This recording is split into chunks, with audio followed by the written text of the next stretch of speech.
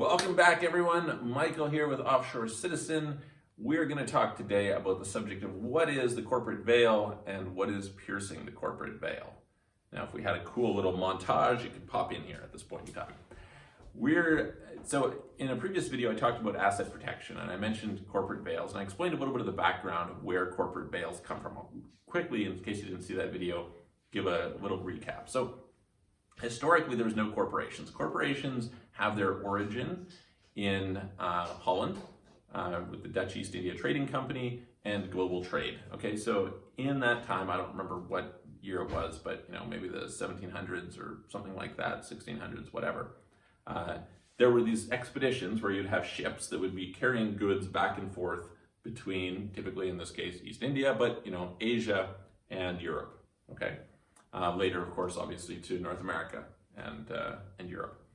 Now, in these particular situations, you had people who would finance these expeditions, okay? And it was quite fraught with peril. You had the chance that these ships were going to crash on the rocks or somewhere, be caught in some storm, and they would sink. All the goods would be lost, the ship would be destroyed, people would die, etc. Now, at that time, the concern was that the investors, the people who were paying, let's say that you were going to transport goods, I don't know, you're going to get some silk from China and you're going to transport it to Netherlands. And so you've got this order for the goods in Netherlands, and then the ship ends up crashing. Well, the people in Netherlands were saying, hey, look, where's my goods? You have to pay for my goods. It's not my fault that your ship sunk. Who cares? I paid for my goods, or I would expect my goods. And obviously, this was a lot of risk for these people, because the people who were financing that expedition, they had to pay for the boat, they had to pay for the cruise, etc. And now they were going to be liable, and it could personally bankrupt them, right? So they introduced this legislation, which created corporations, and that made a rule that the liability of shareholders was limited to the amount of assets that they put into the company. So I put in $1 million, 10 million, whatever amount of money. That money can all be lost, but it won't spill over to my personal money. Okay, the money that I didn't put in there is not exposed. Okay, it makes perfect sense. It was a great thing for facilitating trade and growth, etc., and hence was the birth of the corporation, which to this day is a big deal. Okay, some people may argue it's been abused. That's a whole other conversation, whether you think that or not. Now, what this means today is that typically, if you have a company, and say the company, I don't know, they had some sort of dispute with employees, right? Somebody believes there was a wrongful dismissal and they were sued, right? Or, hey, there's some issue and, company isn't able to make enough profit, they have to go bankrupt, creditors are coming. What it does is it means that there's a veil, there's a protection between that corporation and the owners, the shareholders, right? These would typically, the shareholders might be individuals, but it might also be other companies. And this is part of our strategy when we're talking about asset protection, is we'll have operating companies and we'll have holding companies, right? So the operating companies take on the risk, then they transfer the majority of the assets to the holding companies. And so if something goes wrong, the operating company can go bankrupt and it's not going to affect the underlying assets for the holding company. This is the theory, right? Now, there's also a concept called piercing the corporate veil. And it doesn't exist in all countries. For example, Panama doesn't really have a concept of piercing the corporate veil. So in theory, you have some better protections there if you can be involved in their courts, etc. But it's quite common in, for example, the US, Canada, Australia, UK, etc., that you can pierce the corporate veil, right? Now, how does that work? Well, usually, in order to do that, they have to prove that there's some sort of what we call an alter ego taking place, meaning that there isn't really two separate legal entities, legal persons. They aren't separate, but they're operating. One is an alter ego of the other. And if that's the case, then the creditor, now it's going to take some work, right? They have to make this proof in court, but they can potentially pierce that and go after the assets of the shareholders, okay? And this would be particularly true if you're talking about a corporate group of companies. It's never happened in a public company in the US, which is interesting, right? And that's primarily due to two things, right? So this is worth understanding for us because we want to have great protection.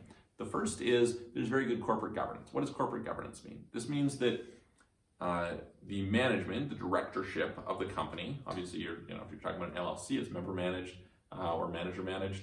But in the case of a corporation, you're talking about you have directors, you got a board of directors, right?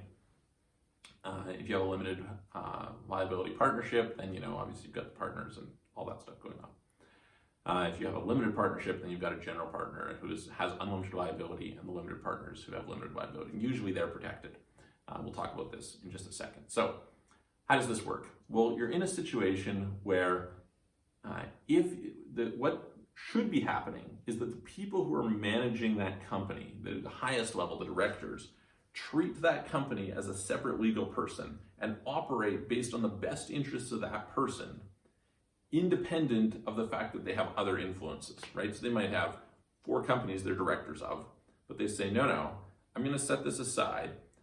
I'm going to treat them as separate, right? So for example, I'm not going to commingle funds. I'm not going to just haphazardly transfer money from one to the other. If I'm haphazardly transferring money from one to the other, it's like they're all the same, right? It's the most common thing that will happen is people are commingling their personal funds with their business funds, very bad from a corporate governance standpoint, or between companies, right? So I just transfer money from this company to that company. You can say, no, we can't do that. We're going to set it up so that we say, hey, look, why am I transferring that money? Would the best interest of this company specifically be served by doing that transaction? If you follow this procedure, and this is why big companies will have lawyers, they'll bring in the lawyer, the directors will, they'll say, hey, well, I'm going to bring in a lawyer and we're going to ask the lawyer's opinion on this, right?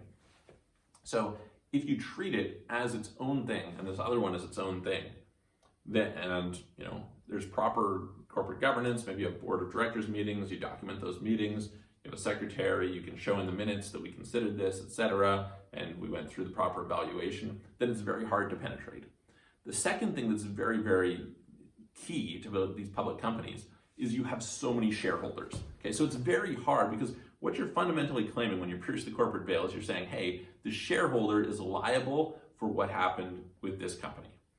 And if I've got 10,000 shareholders, clearly the majority of them were not liable for what this company did because they had nothing to do with it, right? Whereas if you have one, well, this is very dangerous because I could very easily argue, hey, look, you're operating in your best interest and you were the one who made these decisions and therefore you're liable and we're going to pierce beyond this. Okay, so this is the concept of piercing the corporate veil. And this can certainly happen. Now it depends on the quality of lawyer who's coming after you. A really good lawyer can do all kinds of fancy things, right? There are many ways that they can get information. There's many ways that they can come after your assets, make arguments about piercing the veil, etc. But it's going to take more work, right? It's another reason, as I mentioned, for using certain jurisdictions. Some jurisdictions are not very creditor friendly. They're places where you can put assets and it's like, okay, you might pierce the veil at this level, but good luck piercing it at the next level. Because imagine this, okay, let's say, so there for sure is the concept of piercing the corporate veil in, say, the US, right? So say you have a US operating company and you have a Panamanian holding company, okay? You sue and you say, hey, look, we believe this is, they're liable at the holding company level, so we're going to pierce the corporate veil through there. Well, it's great that you achieved that in the US, but you have to prove that in Panama. Panama doesn't have the same standards, they don't have the, so can you do it? Now you're dealing with a civil law system as opposed to a common law system. So you have 2 different legal systems you're dealing with. You have Spanish instead of English. You're doing another language. You probably almost certainly have a different set of lawyers that you're going to need. Maybe whereas the lawyers in the US were willing to operate on a contingency basis, the ones in Panama are not willing to do that, etc. This gets very complicated. And so all of a sudden you have much, much stronger protection. And in fact, because you have that strong protection, people are much less likely to sue you in general because they say it's less likely we're going to get something. So anyway, that's a brief explanation about the corporate veil. I hope it kind of helps you to understand, and as well as piercing the corporate veil. Piercing the corporate veil, essentially, just to recap, is basically we say there's no difference between these companies. It's a fiction that you have separated this out into multiple legal entities. They are, for all intents and purposes, one and the same. One is an alter ego of the other. And because of that, we should consider all of the assets of the group as opposed to simply the assets of the one. Okay, so anyway, if you found this useful, please like the video, share it with your friends. If you have any questions, feel free to comment on it. Feel free to reach out to us if you'd like any advice, etc. and subscribe to our channel if you've got, we try to put out a new video every week, and hopefully it's really useful information for you. Comment of what it is you would like for us to share with you, and I'm going to look forward to seeing you guys in the next video.